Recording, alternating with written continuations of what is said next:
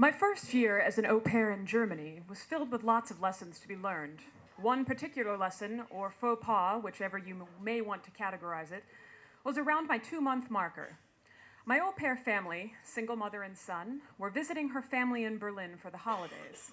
We lived in West Germany, in a much smaller city, which was easier to navigate, plus I had a car there. I had acclimated myself to Western Germany, and it helped that there was a British military base there too, so a lot of people spoke English. I didn't really speak much except basic German at that point, so when we traveled to Berlin for Christmas, I was completely out of my element. Christmas at my au pair mother's apartment, we'll call her Grandma, went relatively well until a couple days before New Year's Eve.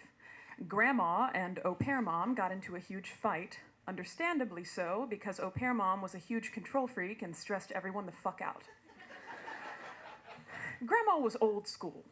She worked in an office shredding all the eavesdropping documents that Stasi had collected throughout the Berlin Wall raid, which apparently paid still, considering the Stasi lost their jobs a decade and a half ago. Grandma, being the hardcore, punch-drinking lady who let a near stranger stay in her tiny place all through Christmas, decided enough was enough and kicked us all out. Au pair mom had some friends where her and her son could lay low, but I was regulated to a hostel in the middle of Berlin the day before New Year's Eve. Did I mention I had a cold, too? This was my first European winter outside of Texas. I didn't have the right shoes, jacket, or common sense to handle the currently melted sludge that littered the white Christmas streets of Berlin. I went to a resale shop to buy a winter coat and drank a hot toddy my first night alone in a giant, loud foreign city, where I didn't speak the language and the people resembled the closest thing I could think of as rude and cold and possibly former KJB. Southern hospitality is a social hindrance, in my opinion, because it actually leaves one unprepared for the real world and how people act in it. Years later, I realized that Germans are just straightforward and don't do small talk, and East Germans are just the Brooklyn version of that. But at the time, I felt like at any moment I might get attacked. The next evening, New Year's Eve, was already not going as planned. I was supposed to meet up with another au pair from Canada that I had met, and she said she would be in Berlin, but I hadn't heard from her and felt isolated and alone. In my hostel, there was this Chinese student from Illinois, and I latched on like a barnacle. She and I were both American, in my opinion, close enough, and it was her birthday. She also had limited funds like I did. I had spent the last $50 in my account on that desperately needed winter jacket, so we decided to go on a pub crawl together. When we found out how much it was, 20 euros a person, we realized we only had enough for one. The guy leading it was American and took pity on us. Since it was her birthday, she could join for free. Off we went through the city, me in this red velvet skirt I had sewn myself for a high school play back in the day. During our crawl through Berlin nightlife, I started chatting with this group of older British men, you know, the kind that go on holiday together. And they took pity on me as well and shared their sect, or champagne bottles, with me. If you've ever been on a pub crawl, you know that some alcohol is provided, and in Germany, alcohol is allowed on the streets. So the tour guide had bottles of vodka with a spout attached and would literally pour shots into our mouths. Having no money, being young and stupid, and thinking, yay, it's New Year's in Berlin, I kept going back for more mouth shots. A while later, I was walking back with a near stranger, one of the older Brit guys named Tony. Apparently, I had blacked out. The last thing I remember was dancing in a discotheque and afterwards watching the fireworks go off over the Brandenburger Tor to ring in the new year. Tony told me that when we returned to the first underground bar we had gone to, I had fallen all the way down the steps.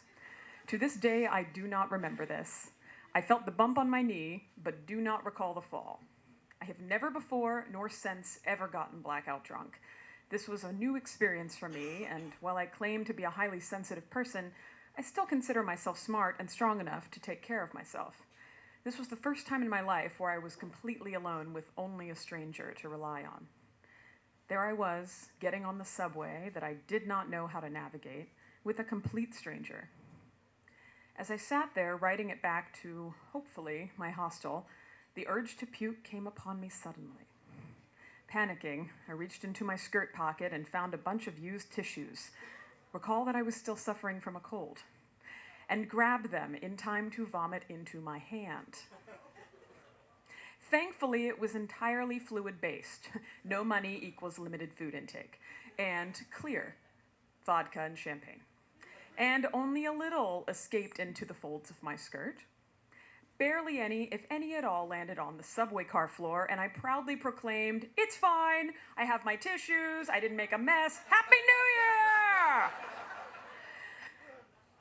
I was too drunk to remember the reactions of my fellow passengers, but still felt I had handled it well.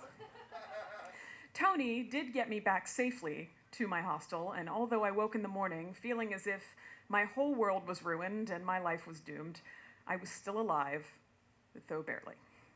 I had lost my vintage cigarette case that my best friend had given me. It had fallen out of my bra, a usually safe place for keeping, when I went tripping down the underground bar steps. I never saw the Chinese student again. She'd already checked out. But most dauntingly of all, I didn't know how to thank the stranger come guardian angel named Tony.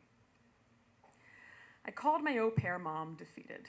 She picked me up and took me for some shitty German Tex-Mex food that still felt good to eat despite its false, authentic charm. And I told her about my evening. She, in her kind but control-freakish way, put things in perspective for me. A lot of things could have gone worse for me. I wasn't left passed out alone in the street somewhere, and the man that stopped this evening with his travel pals to escort me home had not been a pervert. I had only lost a material possession, a rather sentimental one, but still just a possession.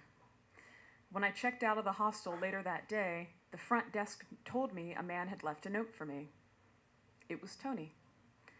We have been friends ever since.